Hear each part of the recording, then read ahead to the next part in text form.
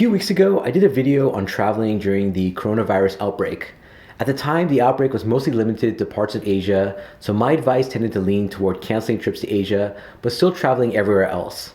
2 weeks later, things seem to have gotten worse. Hey, how's it going everyone? It's Ernest from Trip Astute.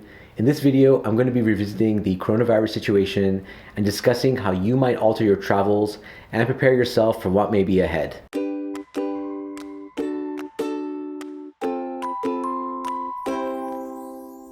Again, I want to start this video by expressing my solidarity with those infected and directly affected by the COVID-19 virus.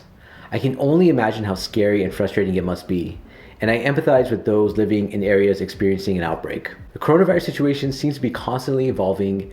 At the time I'm recording this video, there are large outbreaks of the virus in Italy, Iran, South Korea, and Japan. The cases in China have slowed down, but we're now seeing the virus spreading to other parts of the world. Even in the US, we're seeing more cases of community transmission, which means that it's likely in more places than we would like to believe. While there is a legitimate fear of the coronavirus, I think it's also important to keep in mind that most people are able to fight off the infection, and many are also minimally symptomatic. Those that are most at risk are older folks and those with pre-existing conditions. I'm not saying that you shouldn't be worried about it, but I do think that it's easy to get sucked into all the fear and grim projections. If anything, we need to be getting ready to fight this outbreak and protecting ourselves, our family, and our community from what may be ahead. In my previous video, I emphasized that every person should understand their risk tolerance in order to determine whether they should travel. That's still the case. Whether you decide to travel is a very personal and subjective decision.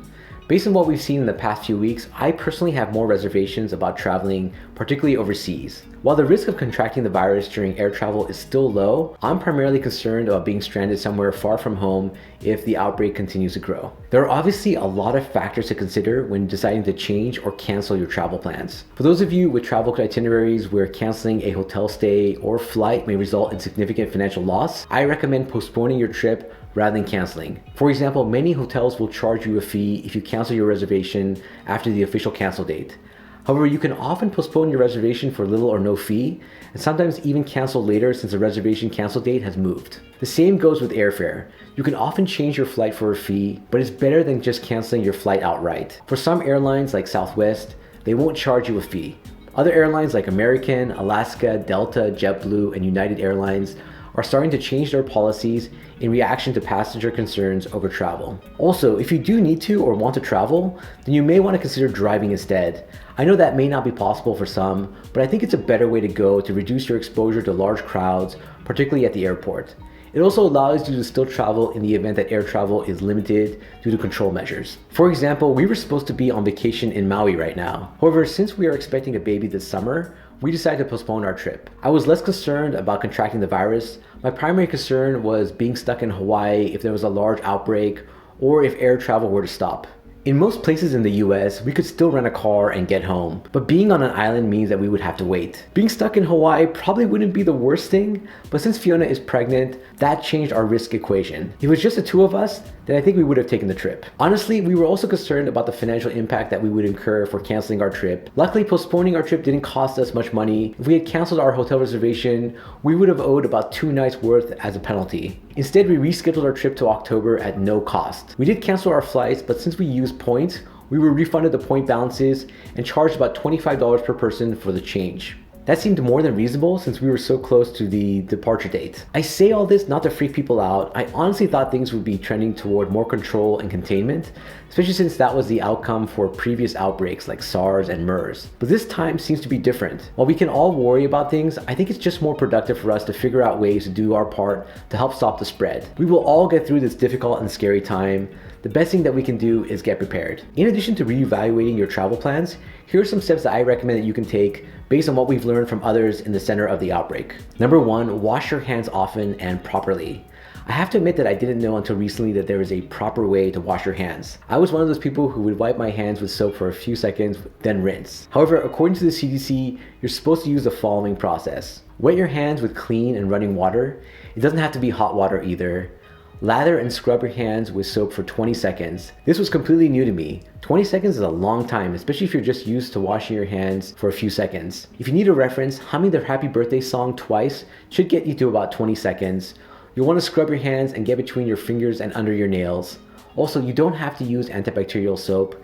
In fact, using regular soap might be safer and more healthy since it doesn't kill good bacteria on your body that can help fight off the infection. Rinse your hands under clean running water. Avoid reusing standing water. Also, you don't have to use a paper towel or elbow to turn off the faucet. Dry your hands with a clean towel or air dryer. It probably goes without saying, but just don't wipe your hands on your clothes to get them dry. Number 2, carry hand sanitizer. While using hand sanitizer isn't as effective as washing your hands, it's definitely a step in the right direction. I recommend carrying some with you, especially if you're traveling. I carry some in my car since I work in healthcare and often find myself at hospitals for meetings. Also, I find it useful for situations where I might be handling something that gets a lot of exposure, like when I pump fuel at a gas station. Using hand sanitizer can help reduce the potential spread of the virus. Number 3, avoid touching your face. I do this all the time, and I've only recently caught myself in order to start changing the habit. This is particularly the case for those of you traveling. You'll want to avoid touching your eyes, nose, and mouth, since this is the primary way to become infected. Number 4, wipe down surfaces. I mentioned this in my other video. If you're on a plane, I suggest wiping down your seat, armrest, and tray table with sanitizing wipes. This also applies to staying at a hotel. You'll want to do a quick wipe down of some of the surfaces.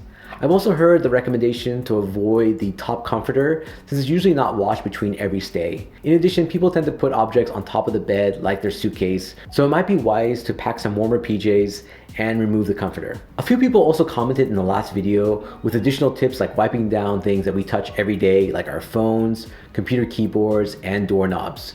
You also want to make sure that you're using wipes that are antibacterial rather than just moist. Number 5, use contactless payments whenever possible. Payment transactions are places where there are high amounts of touch and traffic. If you're not already using mobile payments or contactless cards, then I suggest setting it up. It's an easy way to reduce touching and spreading pathogens in your daily life. Number 6, stock up on essential supplies. This doesn't just include non-perishable foods, water, and medicine. I also recommend thinking about other items that you use every day like soap, toothpaste, toilet paper, and pet supplies. This is a good practice regardless of the virus, especially if you already live in a place that's prone to natural disasters. Based on what we've seen in places that have already experienced major outbreaks, these type of supplies can quickly become scarce, so it helps to get stocked now. Also, I recommend buying things that you will consume to minimize waste. For example, we've stocked up on oats and rice since we know that we consume these items regularly and they tend to have a long shelf life. Number 7, consider taking local road trips. While I don't recommend traveling to crowded places, you might consider taking a road trip somewhere secluded and enjoy nature. It might not replace your previously planned trip to see the Great Wall, but it might help alleviate the frustrations of postponing your big international trip. Again, we're gonna get through this period.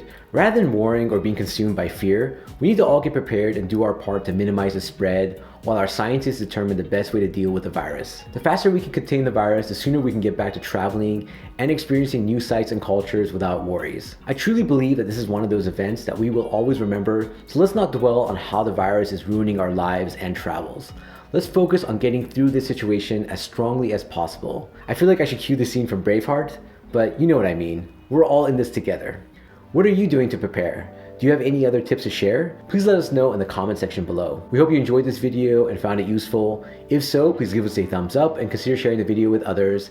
It may not seem like much, but it really helps us with growing our channel and community. As always, we appreciate you checking out our channel and video. Until next time, travel safe and travel smart.